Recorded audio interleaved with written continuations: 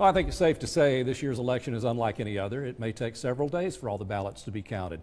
And you're looking at Dr. Chris Acuff in the studio this evening, an assistant professor in political science at UTC. Chris, thanks for coming in on a busy day. And let's get your take on how this election night could be very different from what we've experienced in the past. Yeah, thanks for having me. So I think the big thing is obviously there's a lot of contentiousness around this election.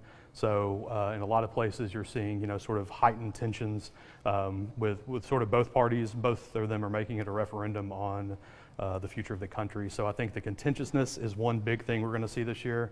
The other thing is the competitiveness. So in a lot of places the electoral landscape was sort of mixed up from previous years. 2016, President Trump won a lot of states that he hadn't in the past, or that Republicans hadn't in the past. Democrats are looking to take maybe some states like Georgia that haven't been competitive in several years. And then as well, COVID is sort of the thing surrounding all of this. That's sort of the X factor in the way that people are campaigning and also the way that we've been voting the last couple of weeks. That's kind of a perfect storm. I know at my house we've had a tradition for many years on election night. You turn on the TV about 8 o'clock and by 10:30 or 11 you know the results and go to bed. We're told that will not happen this year. Why is that the case? Yeah, so a lot of places are trying to sort of dampen expectations when it comes to the way that we're going to call these and the time we're going to call these. So the big thing this year obviously is more and more people have been voting by absentee or mail-in ballot. So just the time it takes to process those is one of the big factors in that. The other thing is just the sheer turnout numbers in general. So in some precincts you may see longer lines. Like here in Tennessee, if you're in line by the time you go vote, and the time the polls close, you still get to stay in line. So some precincts where there are long lines, you may see several hours before they close, and we get early returns that typically would have already closed by then, and we would have gotten the preliminary results.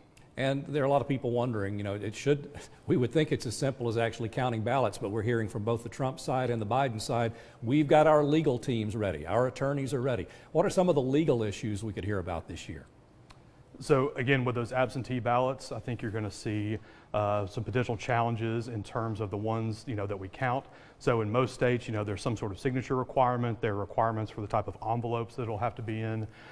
So you may see challenges in some states that tend to be close, particularly if they're pivotal for the Electoral College. So states like Pennsylvania have gotten a lot of scrutiny. There's a lot of attention focused there where we decide which ones we're going to accept and then how long we're going to accept them. So that's the other big factor we've seen in a lot of states is that, for instance, in North Carolina, there have been a couple of counties today that said they're going to wait a little bit longer. In some states, they take up to a week or more. They still accept them as long as they're postmarked. So in a lot of places, the timing of those and how long we accept them is going to be a big factor.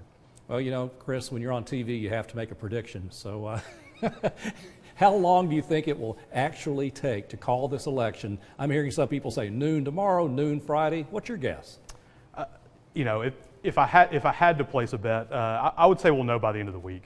Obviously, the election results aren't certified in a lot of states for 2 or 3 weeks. The Electoral College itself doesn't vote for almost 6 weeks.